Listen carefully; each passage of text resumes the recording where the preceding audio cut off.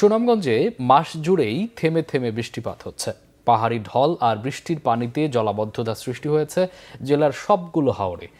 অনেক হাওরের নিচু এলাকার পাকা ও আধা পাকা ধান তলিয়ে গেছে পানির নিচে। কোথাও কোথাও পানির নিচে ডুবেছে মাড়াই করা ধানও।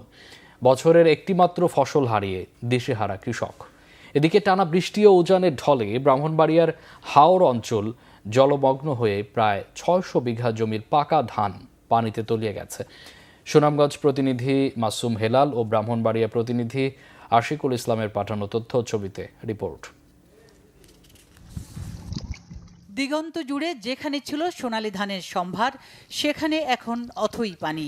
বছরের একটিমাত্র ফসল তলিয়ে গেছে পানির নিচে। ঝড় বৃষ্টি বজ্রপাত উপেক্ষা করে হাওরে হাওরে আধা পাকা ধান কাটার লড়াইয়ে কৃষকরা।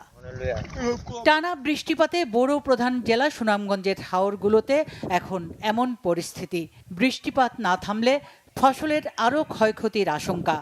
বছরের একটিমাত্র ফসল নিয়ে বিপাকে কৃষকরা।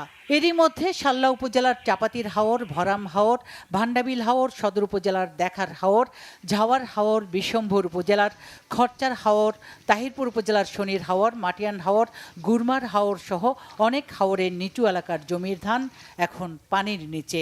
যতটুকু পারছেন কাঁচা পাকা ধান তুলে আনার চেষ্টা কৃষকদের। আমরা এগুলো পানির তলে গেছি কি আমরা কাটেরাম অনেক কষ্ট কইরা আকতবার পরে পরে যে জরিয়া মেঘ আয় বড় বড় টাটা দে দৌড়িয়া যাওয়া লাগে ওই দোকানও পানি একবার কাটছি খেতে কামড়া দিয়ে এই পানি বাজে কাটটা ওখানে একবার তুলসি টানো টানো আগে পানি আইছে এই পানি অনেক তো ভাই 3-4 দিন কষ্ট হচ্ছে ভাই। সব ধান তলিয়ে গেছে। মুষ্টিময় কয়েকটা গিরসে ধান কাটছে। এখন সরকারের উচিত আমরা যতগুলা কৃষক আছি যারা কাটতে পারছি না আমাদের পাশে দাঁড়ান। ধানগুলো আমরা তুলতেছি এগুলো মনে করেন আমরা কাটছি কিন্তু পানির থেকে, ওখান আবার মনে করেন যে পানির থেকে কাটার পর ওখানে আবার পানি ধরছি ধানের মেঝে। এখন পর্যন্ত হাওরে ৫৫ ফসল কাটা সম্পন্ন হয়েছে বলে জানিয়েছে কৃষি বিভাগ। জলাবদ্ধতা ও শিলাবৃষ্টিতে নষ্ট হয়েছে ৭,০০০ হেক্টর জমির ফসল। কয়েকদিন যাবৎ বৃষ্টির কারণে বিভিন্ন জায়গায় জলাবদ্ধতা সৃষ্টি হয়েছে। এতে কিছু জমি আমাদের প্রাথমিকভাবে আক্রান্ত হয়েছে। সেটার পরিমাণ হলো ৫,০০০ হেক্টর। ধান কর্তন পুরোপুরি চলছে। আবহাওয়ার কারণে কিছুটা বিলম্বিত হচ্ছে। আজকে বৈরী আবহাওয়া ছিল, কিছুটা বিলম্বিত হচ্ছে। আর বিগত দিনগুলোতে ধান কর্তন স্বাভাবিকভাবে চলছিল। জেলা জুড়ে ফসল রক্ষায় নির্মিত সবগুলো বাঁধ অক্ষত আছে। তবে বৃষ্টিপাতের কারণে নদ নদীর পানি বাড়ায় সেগুলো ঝুঁকিপূর্ণ হয়ে পড়েছে বলে জানিয়েছে পানি উন্নয়ন বোর্ড। আমরা বাঁধে মনিটরিং করতেছি, বিভিন্ন জায়গায় যদি কোনো দুর্বলতা খবর পাই সেখানে আমরা ব্যবস্থা নিচ্ছি। তবে এখন পর্যন্ত আমাদের বাঁধের ঝুঁকিপূর্ণ কোনো জায়গায় আমরা তথ্য আসে নাই বা ওইরকম ঝুঁকিপূর্ণ অবস্থা তৈরি হয় নাই। তো গড়চাহার যেটা হয়েছিল সেটা আমরা ইতিমধ্যে আমরা এটা সলভ করেছি। এদিকে টানা বৃষ্টি ও উজানের ঢলে তলিয়ে গেছে ব্রাহ্মণবাড়িয়া জেলার হাওর অঞ্চল। 2-1 দিনের মধ্যে বৃষ্টি না কমলে ফসলের ব্যাপক ক্ষয়ক্ষতির আশঙ্কা করা হচ্ছে। অনেক জায়গায় ধান কেটে গাদা করে রাখা হলেও টানা বৃষ্টির কারণে তা শুকাতে পারছেন না। কোনো ধান ওই কাটতে পারি নাই, লুকোই পাচ্ছি না। এখন আমাদের ধান তলিয়ে যাচ্ছে, এখন যাও পারছি বাবাই নিয়ে লাগছে আউরে যাওই নেওয়া যায়, কিন্তু আমাদের সোনার পর্যন্ত পানির তলাতে চলে যায়। আমরা তো আর সাইয়া বাড়িতে বুঝতে পারবো না।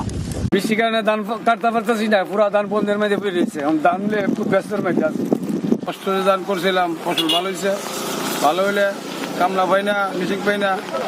কৃষি বিভাগ জানিয়েছে এরই মধ্যে প্রায় ৫০% ধান কাটা শেষ। এর মধ্যে হাওর অঞ্চলে প্রায় ৭৩% ধান ঘরে তোলা হয়েছে।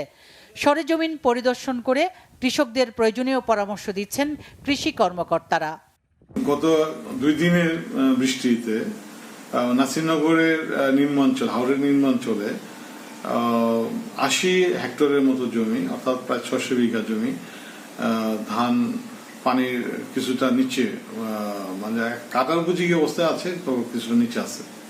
তো সেটা কর্তন চলছে। আমাদের কৃষি অফিসার সহ অন্যরা সেখানে সরজমিন পরিদর্শন করে কৃষকদেরকে পরামর্শ দিচ্ছেন। চলতি মৌসুমে ব্রাহ্মণবাড়িয়ায় বোরোর আবাদ হয়েছে ১,১১,৭৭০ হেক্টর জমিতে। সুচরিতা সূচি, বাংলা ভিশন নিউজ ডেস্ক।